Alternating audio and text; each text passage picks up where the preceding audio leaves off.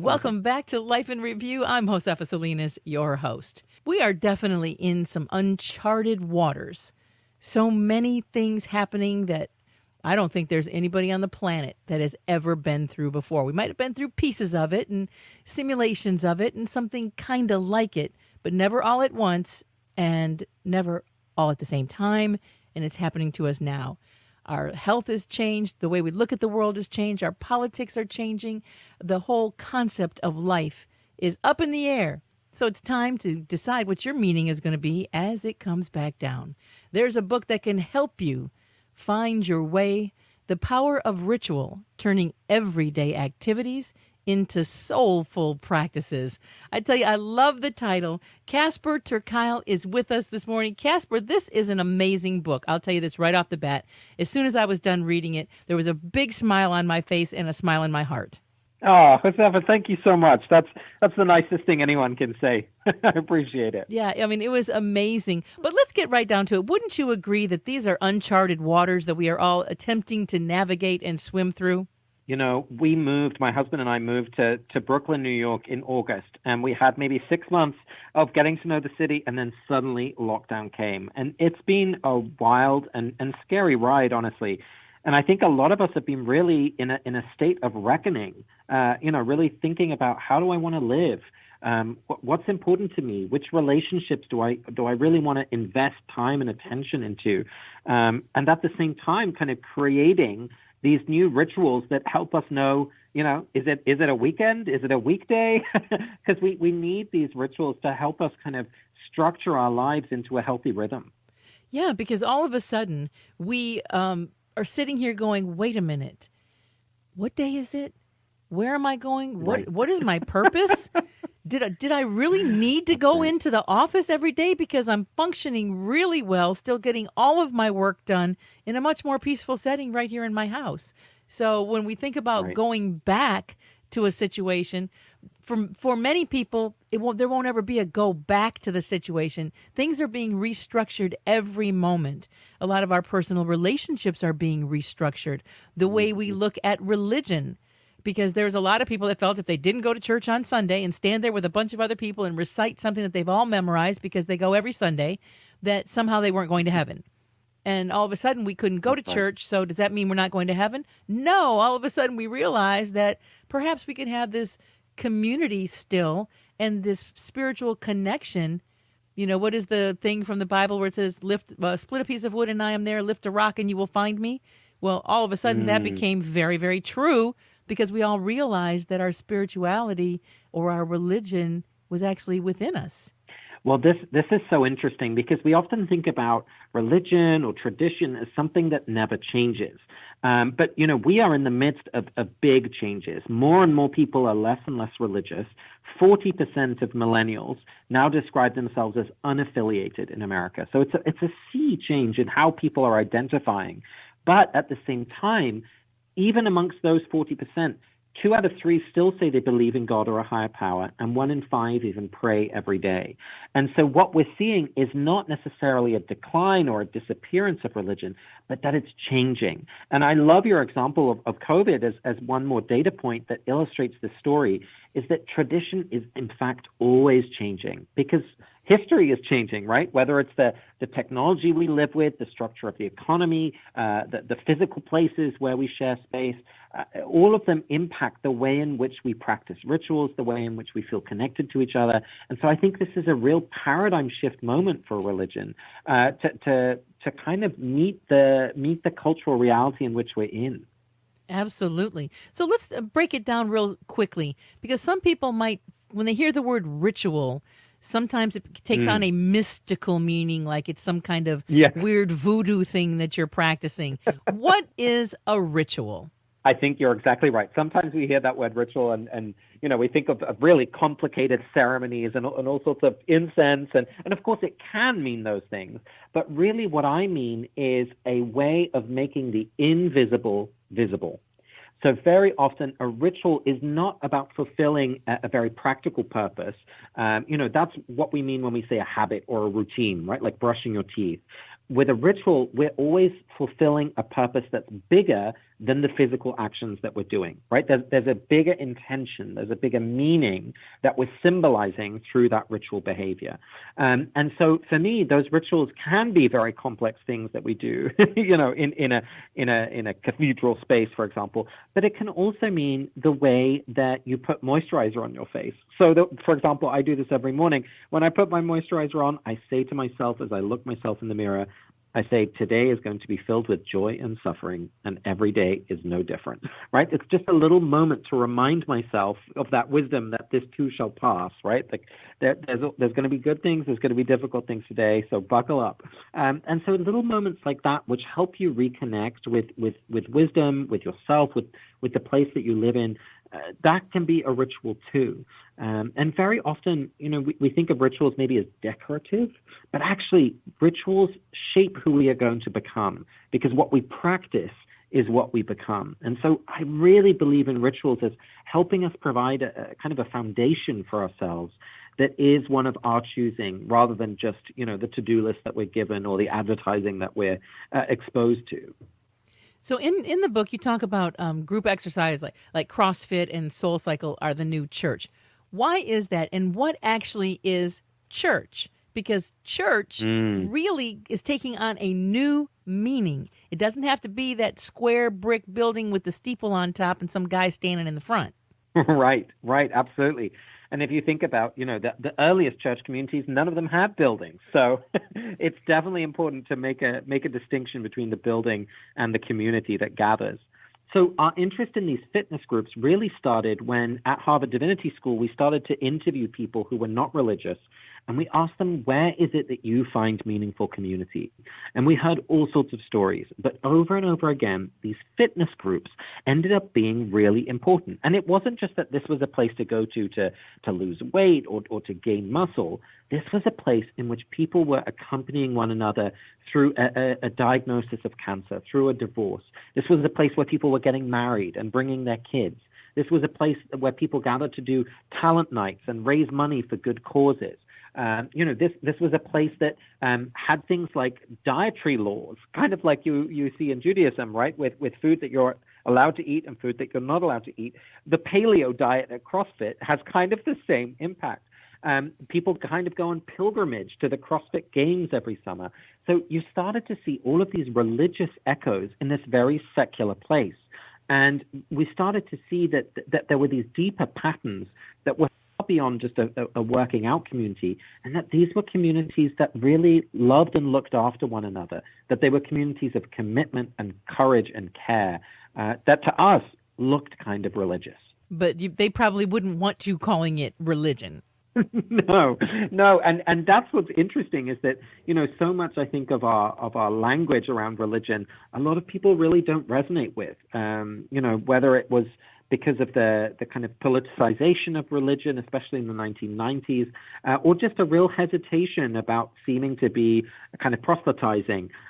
People are very hesitant about using that language. But nonetheless, as a scholar looking from the outside, we could see those patterns pretty clearly. What do you think it is that, well, let me rephrase the question. During this lockdown that we all had nationwide, a lot of people found themselves, they consider stuck somewhere. They were in their room, they were in their house, they were in their apartment, their condo with someone else. And in some instances, they found out that they really didn't particularly care for that person all as much as they thought they did, because they were all of a sudden stuck and couldn't go anywhere. And then other people were with their families or gathered with families and found that they had been missing each other, that they hadn't spent enough time with each other. They hadn't spent enough time with their kids. They had no idea that their kids loved to do X, Y, and Z because they worked 60 hours a week. And now they were finding that they were actually having a chance to see their children and really see them with their eyes and their hearts, see their kids. So how has that transformation, or, have you seen or talked with anybody about those kinds of experiences, and can those everyday activities turn into soulful practices? Oh, Josefa, I love that example, because I think you're so right that, for a lot of us, this has really been a time of reckoning, really having to reassess, what are the priorities that I have? Like, do I really want to be working that many hours? Or, is it important for us to live this particular lifestyle? Can we return to maybe something that allows us to be together more? Or, as you said, is this the relationship I really want to be in, right? Is this the person I want to be partnered with?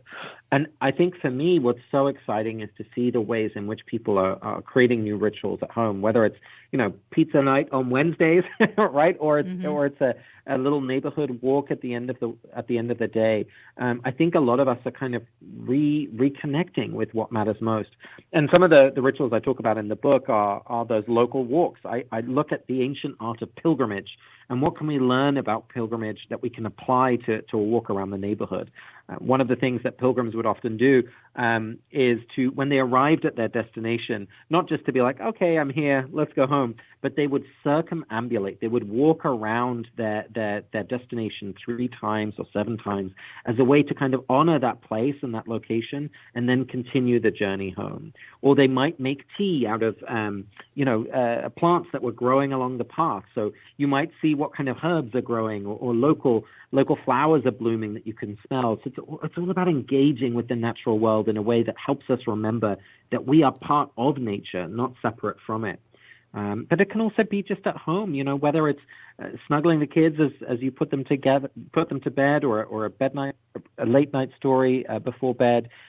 Those can become really sweet moments. And when we think of them as rituals, suddenly we add a depth and a commitment to them that just gives them that extra sense of sacredness that becomes really important as our days pass. Because, we'll probably either get used to this lockdown life, or hopefully there'll be a vaccine very soon. And I think a lot of us want to hold on to what we've learned from this experience, even amidst the horrors and the losses. Now, you said you recently moved to Brooklyn, and then then the lockdown came a few months later. I'm quite familiar with Brooklyn. My son went to NYU, and the last 3 years he lived in Brooklyn. So I've got very familiar with walking around Brooklyn and the parks and all of that. So tell me some of the things that you personally found within yourself when you got into the lockdown. Let's say after 30 days and then after 60 days, some of those transformations. Yeah. Well, I mean, there was a lot of confusion and fear, that's for sure. One of the things that I love to do is go for bike rides. So I live relatively near one of the big parks here, Prospect Park. And so often at the end of the day, I'll go for a bike ride, just a loop around the park and then home again, which kind of gives a nice sense of completion at the end of the workday. But the thing that I've returned to again and again is a tech Sabbath practice. And so on Friday night, inspired by Jewish tradition, I turn off my phone and my laptop, and I hide them in the bookshelf so I'm not tempted to, turn on social media or reconnect with email. And I light a candle, I sing a little song, and then I feel like I'm crossing into a different experience of time. Wonderful Jewish theologian Abraham Joshua Heschel describes the Sabbath as a palace in time. So it's like entering a different different world nearly, because there's a different set of rules, right? It's not about productivity or achievement or about fulfilling the to-do list, but it's about enjoying and basking in the delight of being alive. And especially as one day melded into another, to have that weekly rhythm was so important because it gave me something to look forward to every week, first of all, but also just helped anchor myself in a healthy rhythm of time. So definitely recommend checking out a tech Sabbath practice for anyone who's interested. Now, what are some ways that we can turn activities into connection? So one of my favorite ways to think about creating a ritual is to take 3 steps. The first is to take a habit that you already have, right? Something you already enjoy, maybe a favorite movie or a piece of music or a walk to go on, and then add an intention. So you might think about wanting to feel connected to a person that you love, even from afar. You might want to remember a certain virtue that you're trying to cultivate, right? Something that you want to grow into. So start with having an intention. Then, while you're practicing, while you're doing the thing, find a way to pay attention. And this is often why, you think of incense being burned or beautiful music being played. They're all ways of helping us focus our intention on the present moment. They're all strategies to help us be present. So find a way to pay attention while you're practicing. And then finally, repeat it over time. So you've got intention, attention, and repetition. And it's a great way that you can take something that you're already doing every day and turning it into a sacred ritual. That sounds absolutely amazing. So, do you believe in the power of intention, that when you pay attention to your intentions, that it can actually lead you to where you want to go? Well, the way I think about it isn't necessarily that your intention kind of creates new things, but I think what it does very well is it helps us notice those opportunities, or notice those potential relationships, or notice things that might be important to us. And I think, it's hard to pay attention to everything all the time because there's just so much going on. But when we set an intention, you're really able to connect with the opportunities that are around you to help you achieve what you're trying to connect with. So that's the way I think about that intention, which is very, very powerful. In the beginning of your book, you say, "To my father who taught me when to follow the rules, and my mother who taught me how to change them." Tell me a little bit about that philosophy. Yeah, absolutely. Well, my parents have been a great joy for me in my life. I'm very lucky. And my dad is someone who's very conscious of honesty and telling the truth, and make sure that you abide by the rules so that everyone has a fair chance. And my mom is someone who is maybe also very conscious that the rules are not upset, they're not set up equally, and so sometimes they need changing. And my parents are both from Holland; they're both Dutch, so there's a briskness and a directness in Dutch culture which my mom definitely has. And so if something isn't the way that she thinks it should be, she's the first one to do something about it. And I'm really inspired by both of those perspectives when it comes to thinking about spirituality and religion, because I think it's really important to learn about the tradition and about how our ancestors and forebears have lived out these practices and these rituals, but also at the same time knowing that in this moment, in this cultural, economic context, we have to change some things for them to be effective. And so it's a mix of continuation and innovation that feels really important to me, that I hope I can emulate from my parents. Well, it sounds like you're definitely doing it. I can just say from the books that you've written and this book, The Power of Ritual, Turning Everyday Activities into Soulful Practices. So, Casper, is there some social media where people can find you? Because I know you have, let's see, you've got a popular podcast, Harry Potter and the Sacred Text, which goes by the motto, "Reading fiction doesn't help us escape the world, it helps us live in it." Now, that is very clever. You also are the co-author of the book, How We Gather. It's a cultural map of millennial communities, and co-founder of the UK Youth Climate Coalition and Campaign Boot Camp. So tell me a little bit about those and where people can find out more about you. Absolutely. Folks can check out the book at powerofritual.org, and you can find the podcast, Harry Potter and the Sacred Text, wherever you listen to your podcasts. And you can follow me on social media at Casper TK. Ah, you made it easy, Casper TK, because people would never know how to spell your last name. That's right. That's like my name. My name is spoken in so many different ways and spelled so many different ways. It is hilarious, and I'm sure that you have found the exact same thing. Oh yes, absolutely. You got to help folks figure out how to connect, right? Yeah, you have to teach them how to play the game. All right, so Casper, last before you get out of here, what do you hope people get when they pick up this book, The Power of Ritual, Turning Everyday Activities into Soulful Practices? My biggest hope is that folks who read the book can feel reconnected with the things that are sacred in their life, and start to see maybe rituals that they didn't realize that they had, but that already existed in their everyday, and to really make those special moments stand out. Because that's ultimately, the people we love and the things we create with them, that's what makes life worth living. Well, Casper, thank you so much for being with us this morning. The book is lovely. I've already ordered 5 copies to pass out to other people, because I love giving books as gifts, especially books that changed or made me feel something. I like to give to my son and all of his friends, his roommates, my daughter and her friends, and pass them around, because then this is definitely one of those books that I will be passing on. Oh, I really appreciate that, Josefa. Thank you so much for having me on the show. Oh, you have a beautiful day. All the best. Stick around. There's more coming up right here.